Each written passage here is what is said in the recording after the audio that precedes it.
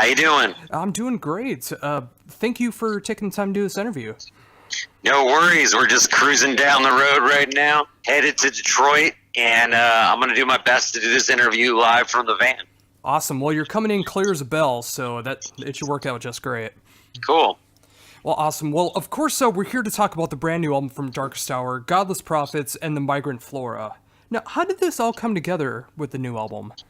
Well, I would say it started with our manager. He really pressured us to think about outside ways of doing records. We've been on 11 different records labels and released 9 full-length albums all over the world, and we're really looking for a new way to get the revenue streams of the albums to actually come to the band. And also, we really wanted to create an album that we could not only control but own in the end, because the other albums ended up being owned by the record labels because of the deals, and we just really were looking for something different. And after we wrapped our heads around the crowdfunding thing, we made a plan, and we were able to just take control of everything, and that's when we were able to bring Kurt Ballou in and make the album we wanted to, you know? Yeah, and I definitely think that was an amazing approach to it, because I absolutely am in love with this album from start to finish.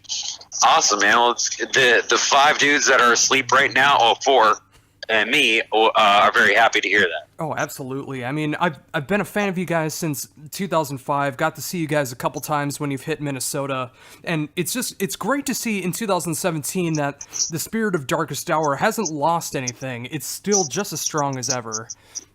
Yeah, I mean, honestly, I feel about it than ever before, just in a sense that we've always been lifers. We've always been people that, love this at the core. But now it's sort of like we're just a little bit older, got a little bit more albums, and so now you just really have that perspective that allows you to sort of be your own entity. And I really feel like in the music world now, people are really looking for that, because a lot of people are following what other people are doing, but there's very few people just trailblazing. So we feel pretty strong about where we're at right now. Yeah, and it definitely says a lot about the fan base, willing to help so much to make this album possible.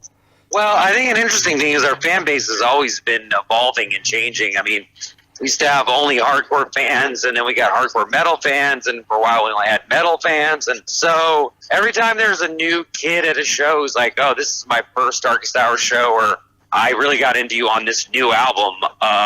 So that just means a lot, because that sort of makes the band a little eternal, because you know that there's always people discovering songs from every album, not just the newest one, And I imagine that's why on this current tour you're trying to cover a little bit of everything. Well, we always try to do that because people just get so pissed off. I mean, we're not a band that is going to shun any of the older records. We're not going to forget them. I think artistically the albums fit together as a unit too in some way. So the live show just really brings that together. And, we're not one of those bands that are going to make a set that only serves us. We try to listen to what people are asking for. And, part of this is making people happy. So we want them to hear the songs they want to hear. I mean, you can't always make everyone happy, and you can't play every song from our catalog. So we do our best. But, in the end, we like to just vary it up, because those songs on the first album are awesome, and the songs on the 5th album are awesome. Got to be kind of true to everything, I guess. And you gotta have fun with it as well. I mean, with that many albums, there's so much material to be able to choose from, and it'd be a terrible thing not be able to play the songs that you want to play as well. I mean, fun's an interesting word, because there's a lot of torture that goes into trying to figure out what to do. But I think it's really awesome that we, just have so many songs to be able to choose from. And my idea of what my favorite song is definitely kind of morphs and changes all the time. And some of that is due to how the songs feel live. So it's always good to play any one of them, because you always kind of get a new organic sense of what the song is when you do that. Not having the chance to be able to experience any of the new songs live yet, how has the reception been for the new material live? On his tour especially, it's really cool, because people know what's going on. They know they're going to be able to get the album early before anybody else. They know that we have a new album coming out. We have a new backdrop up. I mean, it just feels new. And when you're a band that's this old and sort of have connected with people like on a way of, say, like Van Halen or something that's just old to them, it's really cool to be able to present new stuff, and the energy that reflects back at us is just it's not there's nothing else like it. Like, you can feel it coming off the crowd, and it's cool. And not just that, but you're also touring with a bunch of amazing bands throughout different dates. How did that all come together to get all these different bands a part of it? Well, we were we've been longtime friends with Ringworm, and we knew when we wanted to do this tour, we kind of wanted to keep it a little bit more classic, a little bit more hardcore, a little bit more in the streets here. And Rotten Sound is an awesome band from Finland, and we've always wanted to kind of pepper a European band in there to try to bring something special for people to see. Rivers of Nile is on Metal Blade, and they're young, but they're super of the new breed. They're kind of jazzy sometimes, super metal-y, and very talented players. And we haven't had a chance to meet or play with Tombs yet, who is jumping on the tour later. But in general, the vibe's been great. Everybody's getting along, and the bands are great, are a lot of fun to watch. So if you see this, if you read this, and you're still trying to come to one of these shows, you've been warned. You want to get there early because you do not want to miss Rotten Sound from Finland and this up-and-coming band on Metal Blade. Oh, yeah. I mean, it's a killer package from start to finish. I mean, if I get the chance to make it to the Minneapolis show, I'm definitely going to be one of the first ones in line because I don't want to miss any of the bands that are on the lineup. Awesome, man. Well, we'll make sure to juice you up with that guest list spot for Minneapolis, but you'll be taken care of. It's always a great time there. Oh, yeah, I mean, since the first time I got to see you guys on the Sounds of the Underground tour, I've been such a gigantic fan of you guys and been following you guys. And again, you know, just like I was mentioning before, it's great to see in 2017 that the spirit is still there because there are so many bands that could die out so quickly, but you guys are still around and making some of your best material today. Well, thank you. We try not to pit the albums against each other because that polarizes people. Oh yeah. So we can't say it's our best, but we can say we're super fucking excited, and that counts for something. And when you had this idea of going this way with promoting the album and making this album, did that help with the creativity for the music, or did you already have that separate? No, I mean, I'm not sure if people realize how much the creation of an album actually affects the actual album, the vibe, the business around the album, the transactions around the album, the producer around the album, label that's putting it out, the way the manager's working. I mean, it's all connected. So the album in itself wouldn't have been a product of any other set of circumstances. So with that, I mean, when you were writing the material, how much different did it turn out to be with the finished product?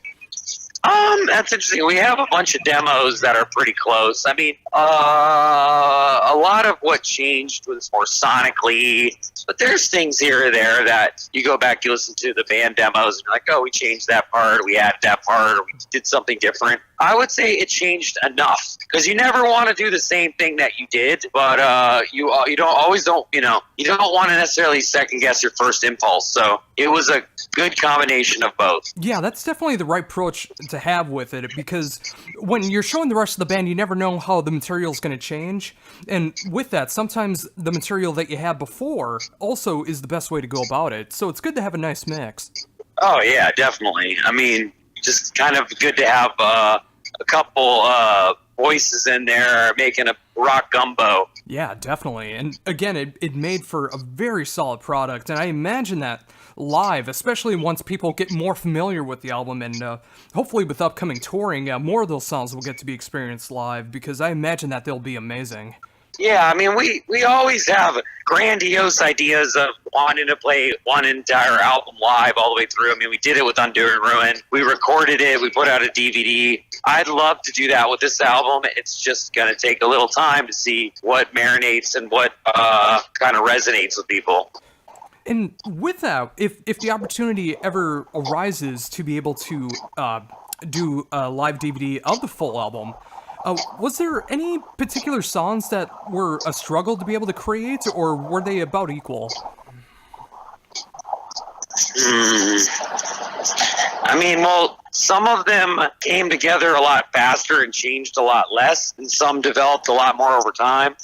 For example, the first song on the album is almost exactly the way that, you know, I had written it in demo form, except for we added a riff at the end and we tweaked a few things. And then the song Last of the Monuments, which is later in the album, is a combination of a lot of work, a lot of revisions, and I think the song kind of has more depth for that, but it's not taken away from the first song. It's just more of a banger. The second song, This Is the Truth, that song went through a lot of revisions too. So I think we have a good mix of songs that were gutted and remanufactured, and then songs that just felt good the way they were, and we left them alone. Yeah, and again, that is such a great approach with it, because Knife in the Safe Room, it sounds like that classic Darkest Hour, that nice, heavy, fast tempo. And then when you got something like Last of the Monuments, especially that second half of the song is one of my favorite points of the album, showing the depth of what you guys can do.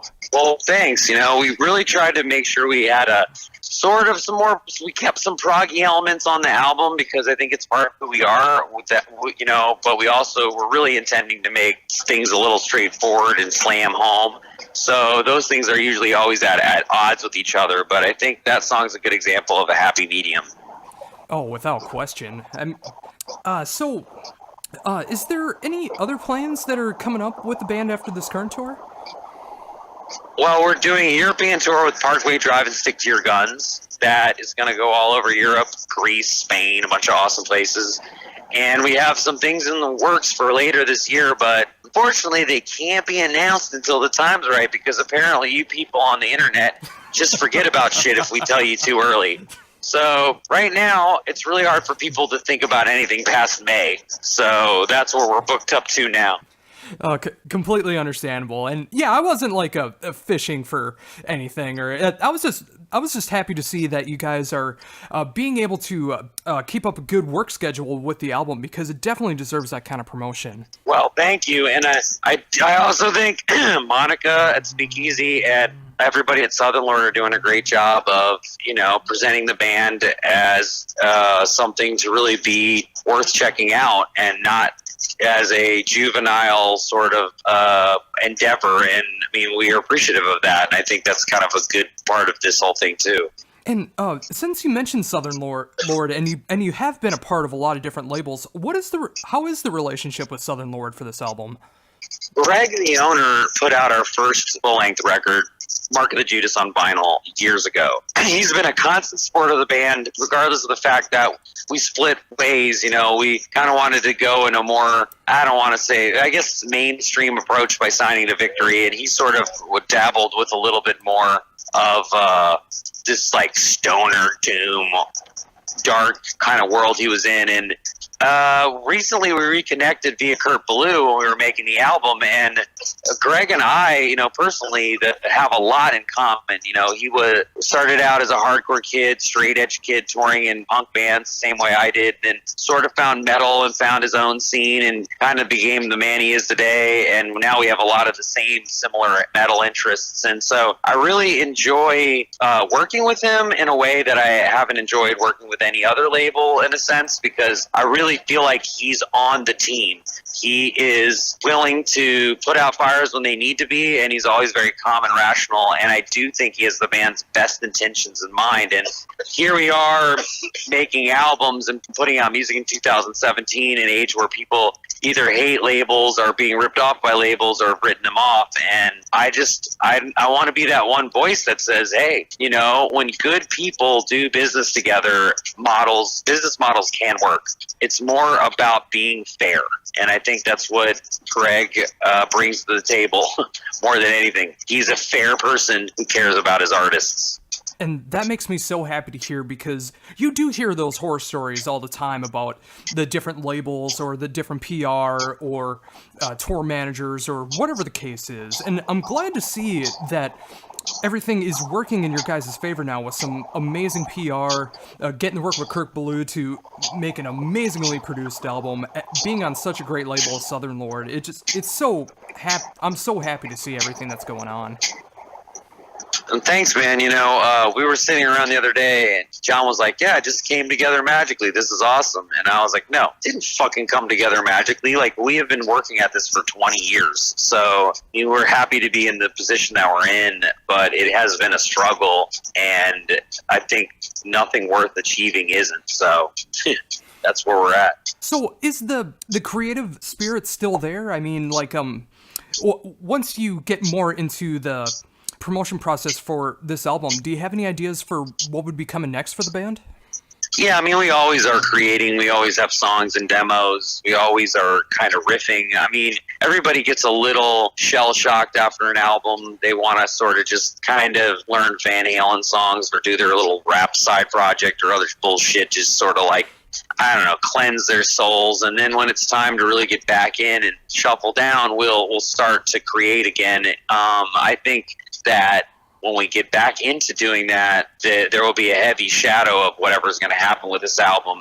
The more that it gets well received, the more that it will affect the music to come. So I don't know. I mean, honestly, I don't really feel like we're in a position to think about moving forward in that spot, because right now we need to do our due justice to these songs that we've created in this album by going out and supporting it and giving it blood the way we have the other ones. And the creative juices will sneak in there. And I mean, a lot of ways we're more creative than we were ever, because we have all these great new tools, computers and emails and all demos and little home studios where everybody can fucking make their own shit. And so in a lot of ways that's streamlined and amplified the creative process in a way we never could before. So if anything, that shit's way, way more on an uptick than it is feeling like we're out of ideas, Oh, sure. I just meant more of since the album's already out. I know a lot of times with Well, bands it's not actually out. It's out March 10th. Well, it's out. Or didn't you say earlier it was available at the show? It is, and it's also available if you pre-ordered it via our Indiegogo. But that doesn't mean it's open to the public. They can't get the whole album on iTunes till March 10th. If you order it via Southern Lord, you won't get the physical for like another week or two. But this is just something we had to do to fulfill the crowdfund thing. We had to make sure everybody got a little chance to marinate on it early. Oh, sure.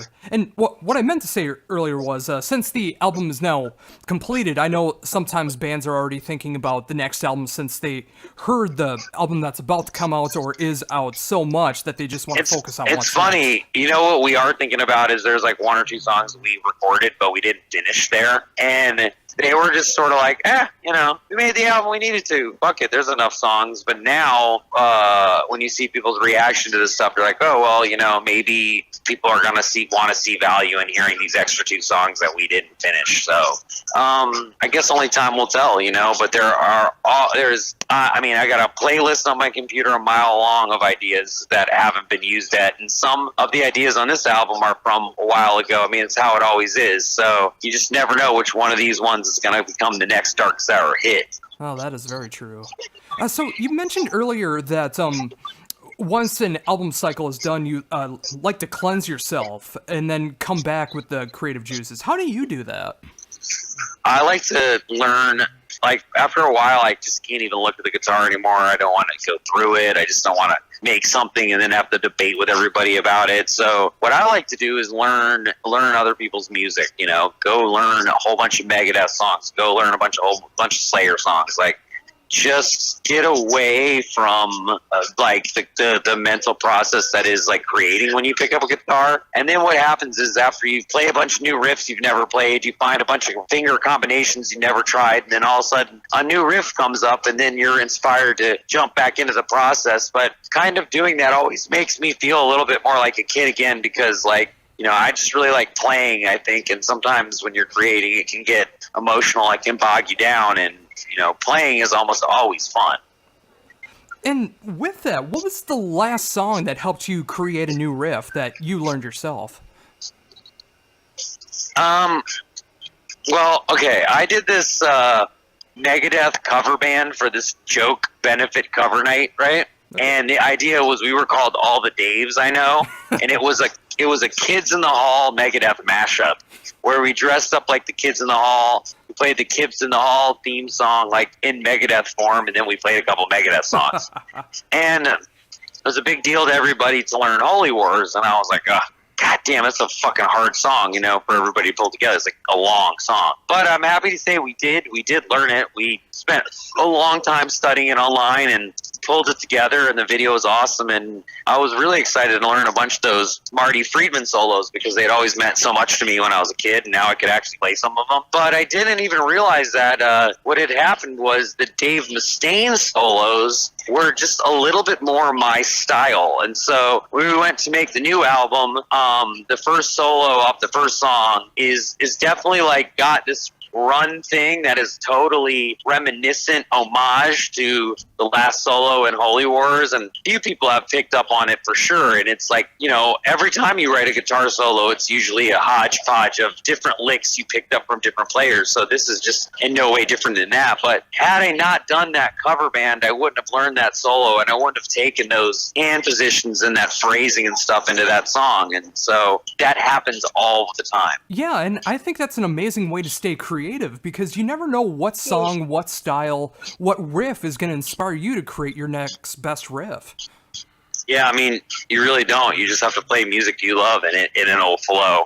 Oh, very much so. Well, awesome. Well, again, thank you for taking the time to do this interview. Being a fan for well over a decade, it's been a tremendous honor to be able to talk to you and help promote the brand new album, Godless Prophets and the Migrant Flora, coming out March 10th through Southern Lord. And, of course, available on this current tour and pre-ordered if you did help with the crowdsourcing.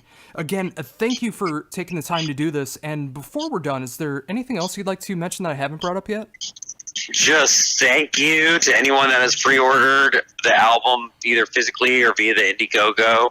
If you haven't had a chance to check out the album or pre-order it, please do, because from a band that's 21 years old, this is our achievement that we've been working towards, where the rewards of this album come directly to us this time. You know, it's been a long road, and we've been able to kind of accommodate this thing in a way where we are actually our own rulers here, and we appreciate people's willingness to have faith in the band. And we know that it matters to them when they spend their money or when they do attempt to support the band, that it does support the band, and just kind of want it to be known that this is our album. Like, regardless of it saying Southern Lord on it, like, Greg is one of us. Like, this is a huge team effort, and we're super proud of it, and it wouldn't have been possible without the few fans that took that risk to fund this thing. I mean, had this thing not been funded fully on Indiegogo, we still would have made an album. You know, we were dedicated to that, but it would have been a lot harder. And those fans gave us the ability to make this album and push the narrative online that we were a successfully crowdfunded band. And so, in a lot of ways, they really like lit the flame for everything that's going to come. And those who purchased the album after that are just the ones that are kind of keep throwing gasoline on it. So we need to get this fire big enough to burn it all down. So we want to encourage you all to just get this goddamn album. You know what I'm saying?